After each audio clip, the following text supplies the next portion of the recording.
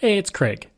I just wanted to let you know that you can listen to Canadian History X early and ad-free on Amazon Music, included with Prime.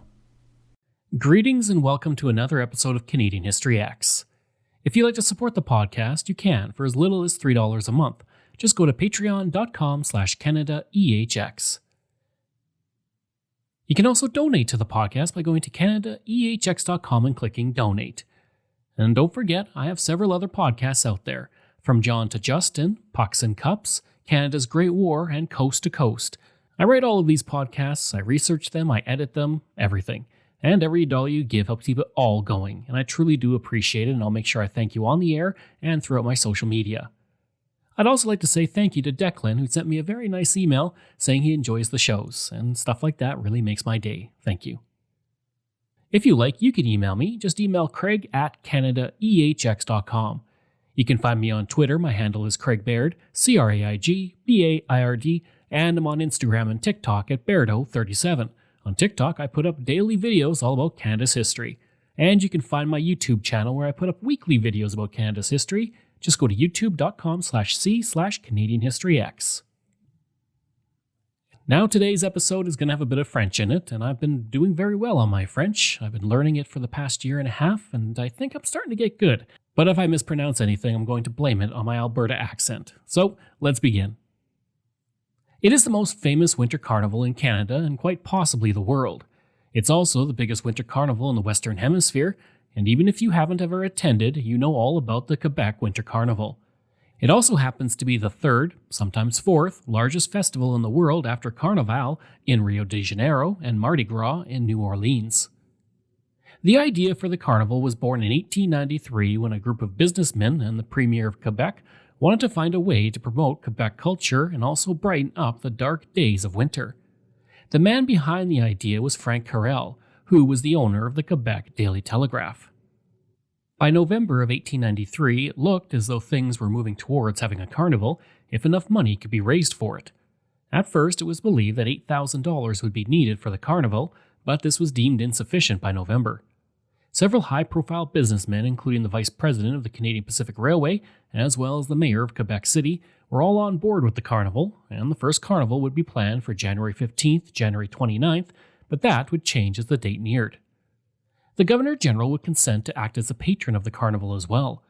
The Montreal Gazette would report on November 11, 1893, quote, "Lord Aberdeen's acceptance of the patronage of the Quebec Winter Carnival will encourage the gentlemen who have taken up the work of carrying the scheme through." End quote. The first Quebec Winter Carnival would be held from January 29th to February 3rd, 1894. At that first carnival, an ice palace was constructed in front of the legislature, and the streets were decorated with ice sculptures and arches. The festival also featured a masquerade on ice, a canoe race on the frozen St. Lawrence, and a parade. In attendance would be Lord Aberdeen, the Governor-General of Canada, and his wife, Lady Aberdeen. After the carnival was finished, the Winter Carnival Committee was able to return $945 to the city thanks to a surplus. It would be another 2 years before another carnival was held. The Montreal Gazette would report on this new carnival, quote, "The Winter Carnival will eclipse anything of the kind ever held in Canada. No expense will be spared to make it a success." End quote. As before, Lord and Lady Aberdeen would both attend, and an ice sculpture would be built. The Montreal Star reported, quote, "The principal ice structure will be erected on the walls facing the Parliament buildings and at the same spot as the Ice Palace of 1894. But instead of the palace, the committee decided this year to build a spiral tower 130 feet high." End quote. In all, over 2,000 blocks would be used to build the structure. For its first half-century, the carnival was held only on an intermittent basis. The carnival tended to be smaller as well during those years, and it was not held at all during the First World War. And then when the Great Depression hit, the carnival was stopped altogether and would not pick up again until the 1950s. In late October 1954, the suggestion was made to bring back the Winter Carnival on an annual basis, and Quebec City got down to work to make it happen. Louis Père, the director of the Municipal Tours Bureau, would state that they planned to spend $4,000 on an ice sculpture for the event. He would then state, quote, "We merely mentioned this publicly, and the next thing we knew, statues were being erected all over the place. I really think we uncovered a lot of hidden talent. I'm sure there must be 1,000 statues around town." End quote. An ice palace would be built as high as St. John's Gate in the city, and the Montreal Gazette would write, quote, "The monument will surpass in splendor the ice palaces which made Quebec famous during the carnival days of the early 1900s.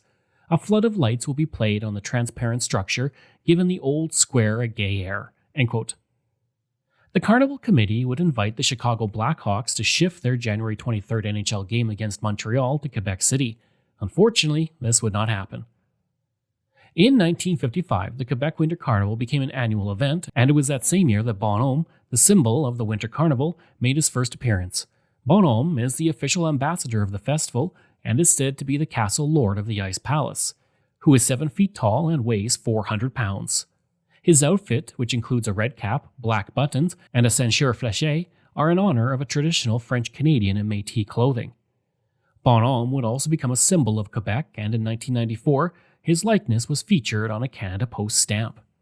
I am Bonhomme Carnival, the spirit of the Quebec Winter Festival of fun and frolic. So come along, I will show you some of the things that makes the Quebec Winter Carnival one of the most exciting winter events held anywhere in the world. Here I am standing at St. Louis Gate at the bottom of the hill which leads to the historic Quebec Citadel. A crowd of thousands gathered to witness the arrival of Bonhomme Carnival, and the crowd is asking for Bonhomme to appear.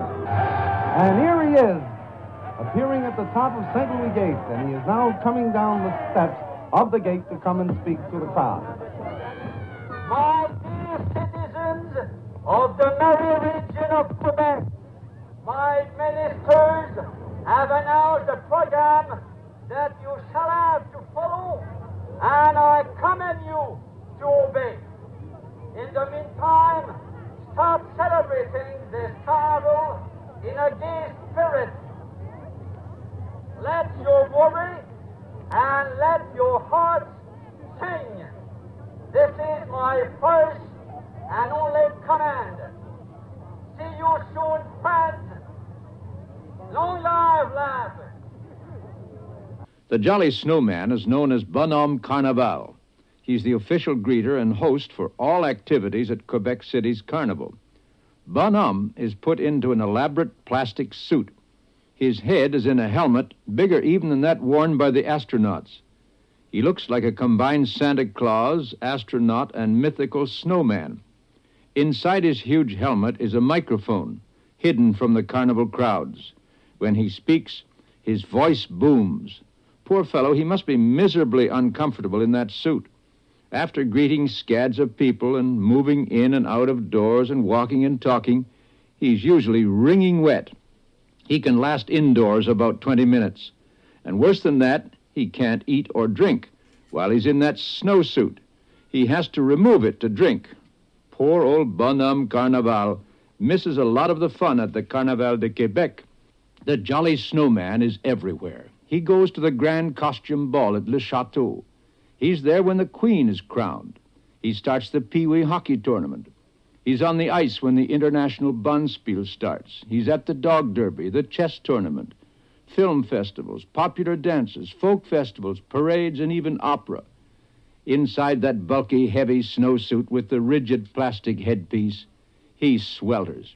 He loses pounds during each carnival. He gets thirsty, too. From January 28th to midnight, just before Ash Wednesday, February 10th, and the start of Lent, he never stops working. The others can tip their canes and toast the carnival, but poor Bonhomme cannot partake while on duty. If he wanted to sneak one, he'd have to take off his headpiece. Bonhomme does his last bit as master of ceremonies. He closes up the carnival because now the 40-day shadow of Lent is falling over Quebec. Off comes the headpiece. Now if someone unscrews the cane and offers him a sip, Bonhomme can speak like the rest of them and say, "À la santé du carnaval." In his first carnival, Bonhomme was presented with the keys to the city by the mayor of Quebec City. Mayor Wilfrid Amel would state that he gladly relinquished his authority to Bonhomme. In 1957, Bonhomme, in his role as mayor and king of the carnival, issued a proclamation that citizens with long faces would be punished with a prison term. Certain things from the past also returned, including the canoe races on ice, the Ice Palace, and the Masquerade Ball. At the ball, people dressed as Samuel de Champlain, Count Frontenac, Henry V, Henry VIII, and Marie Antoinette. The Montreal Gazette would report, quote, Quebecers turned out by the hundreds, and those who didn't attend the dance came to watch those who did. The costumes and the decorations were worth seeing. People either had the costumes made or obtained from a Montreal theatre costume house, which sent representatives to Quebec for 2 days to take orders. End quote. Throughout the city, people left up their outside Christmas trees and decorations, and some even changed their lights for white ones or added decorations. And the entire event would end with a $4,000 firework display and a huge parade through the city. The Montreal Gazette would report, quote, This year it has attracted wide attention in Quebec and in the rest of Canada. It is hoped that some of those who read about it this year will be part of it next year. End quote. The Duchesses of the Carnival were chosen for the first time in 1955, and from the Duchesses, a Carnival Queen was chosen. Bonhomme would lead a group of 25 torchbearers with the Queen at his side through the city, past crowds estimated to be 150,000 in size in Quebec's lower town. Well, we got 4, they call them anciennes reines, ancient queens in here. I don't think we can call them old queens, but we got former queens in to talk about their experiences back in the 50s, definitive things were much different then from how they are today. Here they are. Oh, it was a big deal. It was very fun too, but most very nice experience for all my life. Did you meet your husband at the time? I knew him before the carnival, and I don't think it was very nice for him and for me at that time, because I was afraid to lose him. Why? There was too much men around us. It was a nice, very nice experience, but for me, I was afraid of to be a queen. I would like to be just a duchess, not a queen. And after, it goes all right. But you were the queen. Yes. But you were carrying on a romance at the same time, weren't you? Yes. You better tell us about that. It was a beginning. What about you, Gigi? What happened to you during your queenship? Oh, it was really something. I think, speaking about human feeling, you know, and well, first of all, I have to tell you, I was very, very, very, very shy, and I didn't want to enter in the contest, and my sister just pushed me, you know, to get in, and well, I was the Duchess, and then I was the Queen, but that was for me, for the experience for me. When you are in the carnival, you met the poor, the rich. To see sometimes during one day, all those kind of people, you know, and that's really something for your heart. I'm very, very sensitive, and sometimes, you know, it hurt me, and sometimes we had to smile, you know. Every day was smile, smile, smile, because, you know, everybody remember that we did see any kind of people, and Sometimes that was good for like them, you know, yeah. and that was good for us too, to see them smile. The tradition would last until 1996, and it would be criticized as something that didn't belong in the 1980s and 1990s. In 1975, Robert Favreau would reveal in a film called The Sun Was Out of Luck that the young women were expected to demonstrate made-to-measure behavior and had to spend hours molding themselves for the role. In 1994, 2 men would present themselves as dukes among the Duchess candidates, which caused an uproar. They were rejected after their interviews, but this started a debate in the media and would lead to the end to the Duchesses of the Carnival as part of the festival a few years later. Over the 42 years, 12,000 young women had applied to be duchesses, and part of the reason the Duchess contest ended also was that it was not popular. In a survey done on behalf of the Carnival, people were asked to name their favorite event, and the Duchesses came in last. Less than 10% of respondents even mentioned it. That being said, in a phone-in survey, 65% of callers were against the decision to end the Duchess contest, but many of the callers were ex-duchesses themselves or family and friends, and the total number of callers was less than 1,000. The carnival would often be visited by local dignitaries and celebrities including Brooke Shields, Anne Murray, and several governors-general, much as the Lord and Lady Aberdeen did during the early years of the festival. After the first annual carnival in 1955, there was optimism for the event after so many years without it, but also some who worried about what the festival would be in the future. Archbishop Maurice Waugh would state, quote, "There is an effort to attract tourists to our midst to make commercial affairs prosper.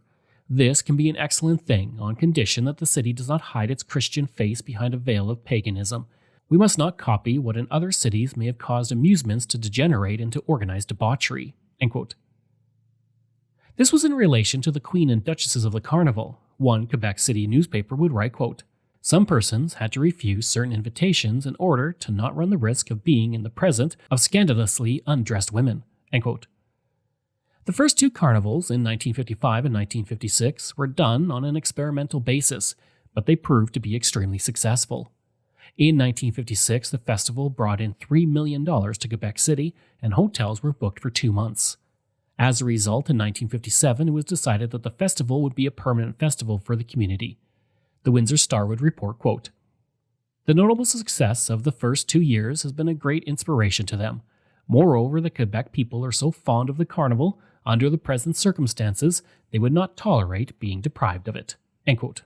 Had you any idea when you started your carnival that it would explode into what it's become now, that it would become the enormous... We planned it that it should, that it would, because when we first studied the first carnival, it was already planned to live 20 years in order to establish a tradition. And the businessmen, and me for one, devoted our time for many years. The first year we were there in full control. Although some other figures were in front, we were behind, trying to improve from the former one and finance it better and have better structure.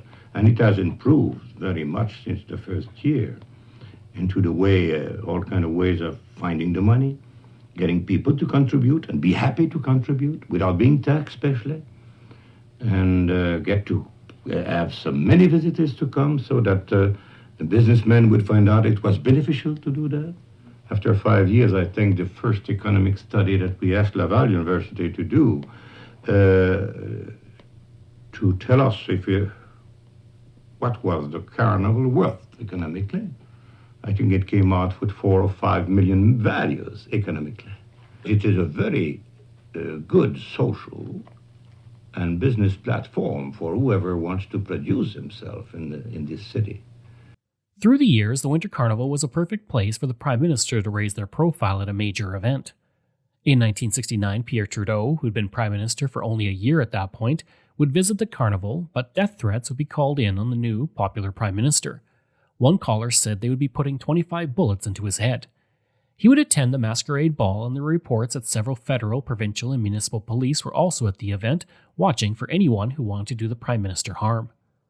Provincial politicians like Ontario Premier Bill Davis visited the carnival in the 70s and 80s. And while the Queen has never been to the carnival, Princess Grace of Monaco has. She would attend the carnival in 1969. She would spend 5 days at the carnival and would attend many events, including a Pee-wee hockey tournament and the costume ball. In 1979, when the Governor-General spoke at the carnival, he spoke a bit of English in the speech, earning boos from the crowd despite the fact that most of his speech was in French. Governor-General Edward Schreier was booed tonight when he spoke in English at the opening of the Quebec Winter Carnival.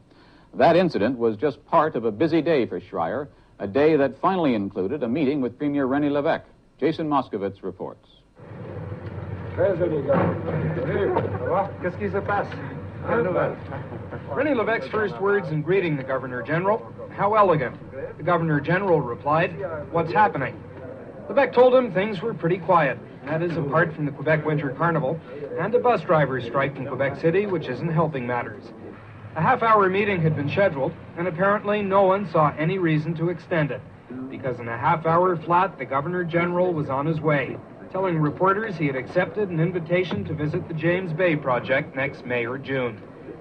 Of course, the Governor-General had also accepted an invitation to this year's Winter Carnival, and late this afternoon he took part in a warm-up session. For Edward Schreier, a carnival hat,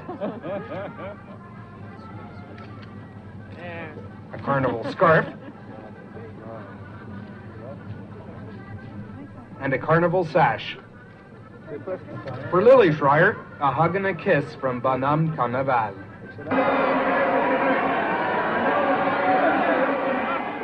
A few hours later, the Governor General opened the 25th annual Quebec Winter Carnival. He had the stage all to himself. Apparently, Quebec government people refused to take part. Schreier was politely received by the crowd, and the night would have gone without incident had the Governor General not decided to finish his opening little speech in English, Quebec's unofficial language.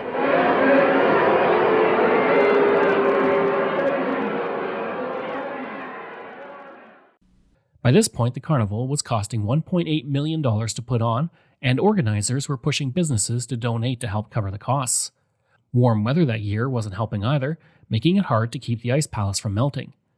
There were some debates whether or not the carnival would even happen in 1980, and government officials debated staging the event every 2 years instead. But it would continue on annually, and still does to this day. Carnival president Jacques Paradis would state tourism revenue, not folklore, is what counted, amid government pressure for cultural consistency. He would say, quote, "If Florida can sell its sun, sand, and beautiful girls in bikinis, we can sell our snow." End quote.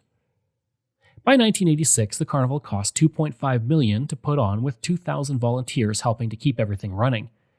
This was a huge rise from the $40,000 that the 1955 carnival cost, even adjusted for 1986 funds.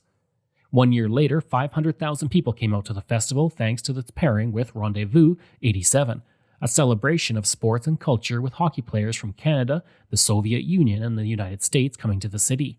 In that year, Good Morning America would also broadcast from the carnival to 10 million Americans.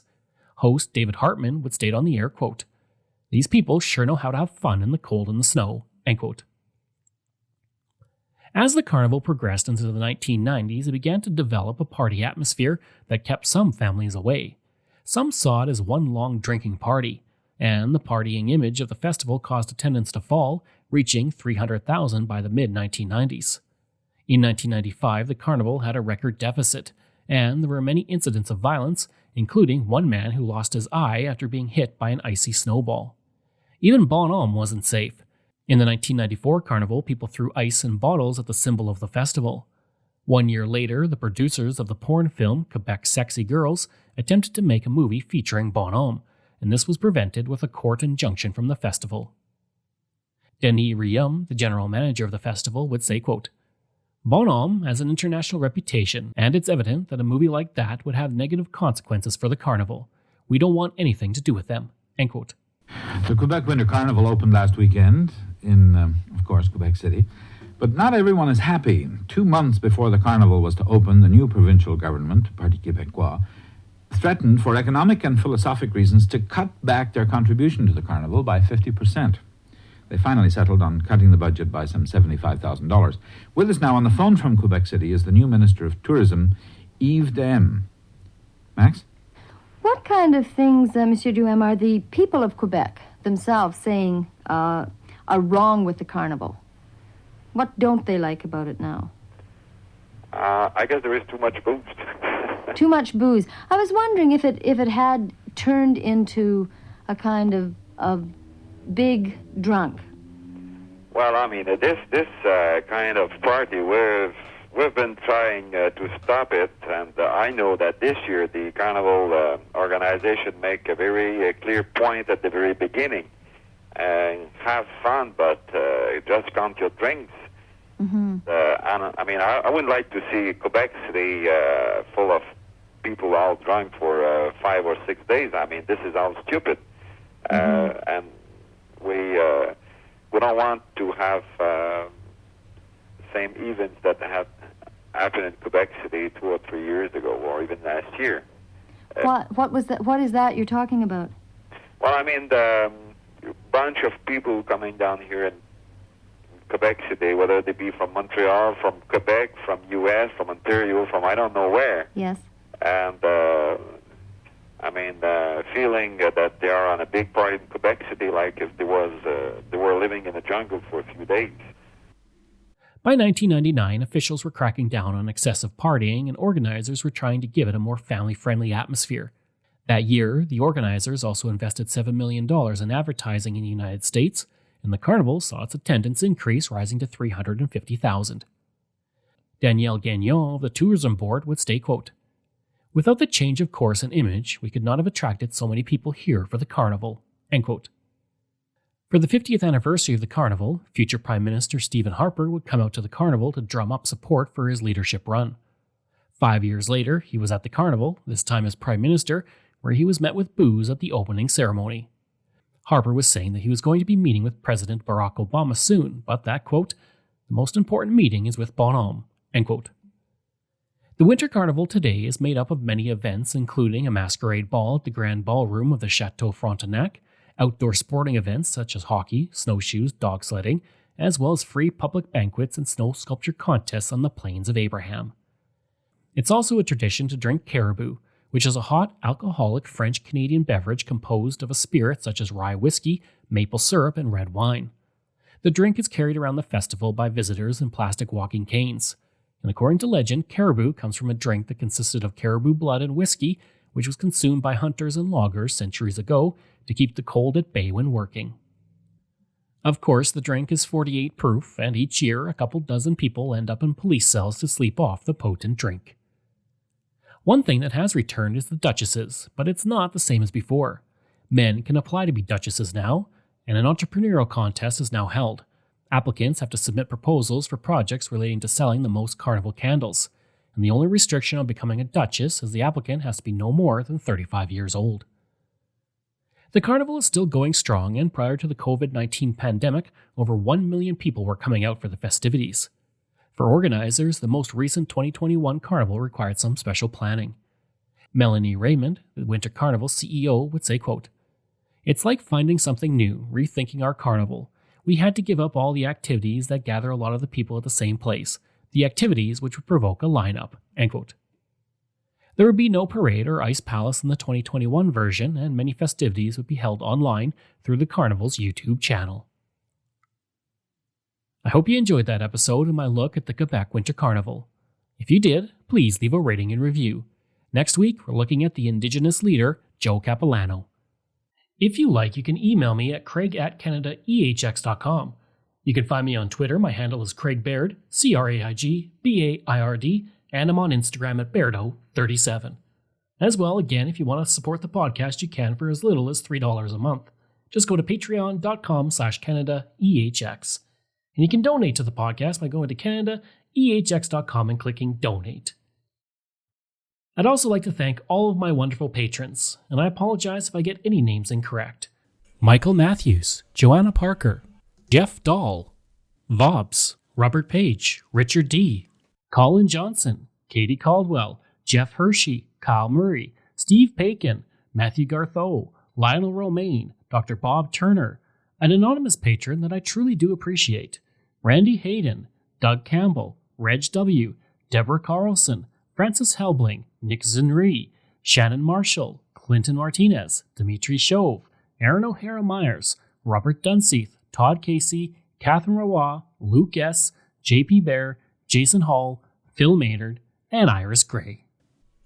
Information from carnival.qc.ca, Canadian Encyclopedia, The Culture Trip, Wikipedia, Montreal Star, Montreal Gazette, Maclean's, The Sioux Star, The Windsor Star, Owen Sound Sun Times, National Post, Victoria Times Colonist, Ottawa Citizen, and the Regina Leader Post. Thanks, and we'll see you again next time.